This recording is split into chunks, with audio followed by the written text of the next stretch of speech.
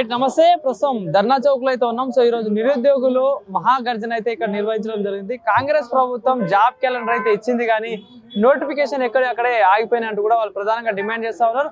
కానీ ఇదొక పక్క పెట్టేస్తే రేవంత్ రెడ్డి గారు దాదాపు 60,000 ఉద్యోగాలు ఇచ్చినా ఏ ముఖ్యమంత్రి వియని విధంగా కాంగ్రెస్ ప్రభుత్వంలో నేను ఇచ్చినా అని చెప్పుకుంటున్న పరిస్థితి.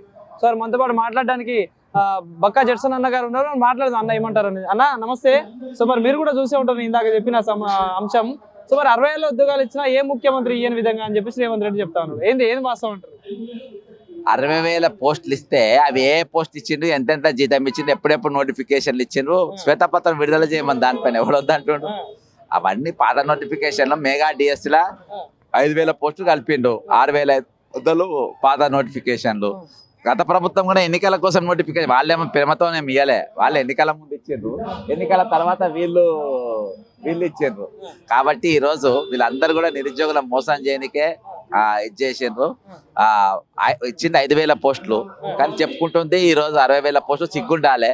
మీరు ఇచ్చిన ఇప్పుడు 4,000 అది ఇచ్చిన నిజమైతే మన 4,000 నిరుద్యోగి వృత్తి ఇస్తామని చెప్పేసి యూత్ డిక్లరేషన్ లో ప్రియాంక గాంధీతో మీరు డిక్లేర్ చేయించారు. మన 4,000 ఏమైనాయి? 15 నెలలు అయిపోయింది, 18 నెలలు కావస్తుంది. మన 4,000 ఇవ్వాలి కదా, ఇయ్యలే. అది మోసమే, ఇది మోసమే, మొత్తం అబద్ధం. 2 లక్షల పోస్టులు నింపుతామని చెప్పారు. ఇవాళ దాకా ఏ డిపార్ట్మెంట్ లో ఎన్ని ఖాళీలు ఉన్నాయి? లాస్ట్ లో హైడ్రాలో కూడా ఈ రోజు 46 జీవోల నౌకరు రాని వాళ్ళు అందులో కాంట్రాక్ట్ బేసిస్ లో చేస్తారు 10,000 15,000. కాబట్టి నిరుద్యోగుల మొత్తం అడుగున మోసం చేస్తున్నారు. వాళ్ళొక ఓట్ బ్యాంక్ లెక్కనే చూసారు, అంత మించి ఏం లేదు. గతంలో ఇదే అశోక్ నగర్కి మీరు కూడా చూసారన్న, రాహుల్ గాంధీ గారు ప్రియాంక గాంధీ గారు వచ్చి యూత్ డిక్లరేషన్ అనే భాగంలో జాబ్ క్యాలెండర్ రిలీజ్ చేసిళ్ళు. సో మరి అసెంబ్లీలో స్వయాన బట్టి విక్రమార్ గారు ముఖ్యమంత్రి గారు జాబ్ క్యాలెండర్ రిలీజ్ చేసినాం, నోటిఫికేషన్ పడిపోతే ఏం ఆందోళన చెందొద్దని చెప్పిళ్ళు. మరి ఏంది ఆ జాబ్ క్యాలెండర్ మీద మీరేం చెప్తారు? జాబ్ క్యాలెండర్ పైన ఇప్పటిదాకా దాని మీద అసలు ఎన్ని ఖాళీలు ఉన్నాయో కూడా వాళ్ళు డిక్లేర్ చేయలేదు పరిస్థితులలో వాళ్ళు ఉన్నారు. ఏ పోస్టులు ఎన్ని ఖాళీలు ఉన్నాయో ఇప్పటిదాకా వాళ్ళు డిక్లేర్ చేయలేదు.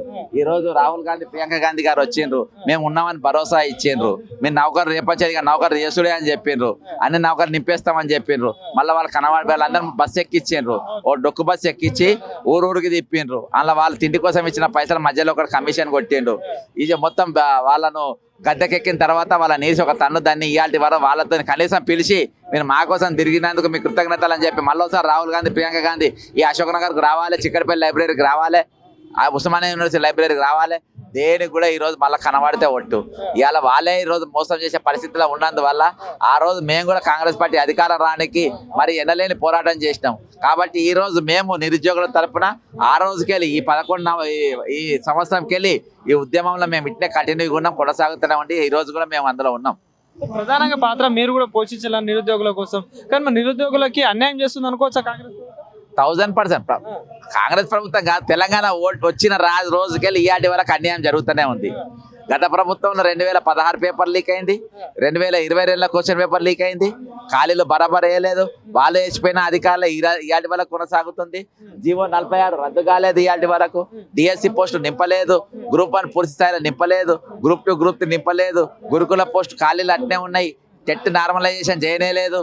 కాబట్టి ఎన్ని సమస్యలు నిరుద్యోగులు ఆ విధంగా పెట్టి వాళ్ళు పోరాడకుంటే ఏం చేస్తారు?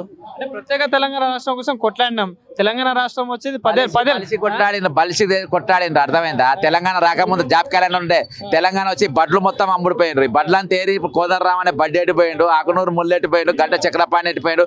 ఈ మేధావి లుచ్చానా కొడుకులు అంత ఎడిపోయింది, ఇప్పుడు అమ్ముడుపోలేదా వాళ్ళు?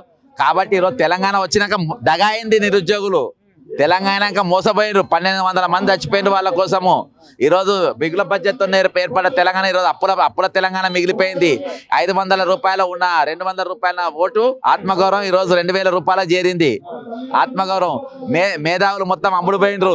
అంటే ఇదే నా ఆత్మగౌరవం అంటే, ఇదే నా స్వయం పాలన అంటే, ఇదే నా నియామకాల నినాదం అంటే. ఈరోజు ప్రభుత్వాలు మారుతారనే కానీ నిరుద్యోగ సమస్యలు ఆగవా అంటే ఏం చెప్తారు?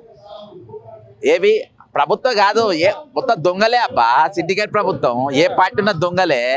అందరూ బీఆర్ఎస్ బీజేపీ కాంగ్రెస్ అంతా దొంగలే ఈరోజు. కాబట్టి వాళ్ళతో ఈరోజు ప్రజా సంఘాలు కూడా ఈరోజు చేతులు కలిపి ఈరోజు నిరుద్యోగులను కానీ తెలంగాణ ప్రజానీకాన్ని కానీ అన్ని వర్గాలను మోసం చేసే పరిస్థితిలో ఈరోజు సమాజం ఉంది. కొంత టైం ఇవ్వండి, దగ్గరలో రాబోయే రోజుల్లో 30,000 ఉద్యోగాలు ఇవ్వబోతున్నాం అని చెప్పేసి ఎందుకు ఇట్లా ఆందోళన చెందుతా ఉన్నారు? ఓపికతో ఉండడాన్ని ప్రధానంగా చెప్తున్న పరిస్థితి. ఏందన్నా వెయిట్ చేస్తే ఉద్యోగాలు వచ్చే ఛాన్స్ ఉంటుందా? బ్రదరు, వాళ్లకు మిస్ వరల్డ్ మీద ఉన్న శ్రద్ధ నిరుద్యోగుల మీద లేదు. అర్థమైందా? వాళ్ళు మిస్ వరల్డ్ ఏమో ఎగబడి తీసుకొచ్చుకొని చేసుకున్నారు. నిరుద్యోగులు ఇన్ని రోజులకెళ్ళి వీళ్ళకి టైం కావాలన్నా, మిస్ వరల్డ్ టైం తీసుకునేది ఉండే, వీళ్ళకేం టైము? కాబట్టి వాళ్ళు ఏం చేయరు బ్రదర్, అంతా మోసం దగ. నిరుద్యోగులకు దిక్కు వాళ్ళు లేనే లేరు, నిరుద్యోగుల ఊసే ఎత్తారు, నిరుద్యోగుల తరఫు వాళ్ళు మాట్లాడరు. మళ్ళీ ఎన్నికలప్పుడు చూసుకున్నాం మన ఫకర్తో ఉన్నారు. రేపు లోకల్ పార్టీ ఎలక్షన్ ఖచ్చితంగా వీళ్ళు బుద్ధి చెప్తారు. సాధ్యమైనంత మందిని వీళ్ళ పోటీ చేపిస్తాం, ఖచ్చితంగా వాళ్ళకు పోయి ప్రచారం చేస్తాం.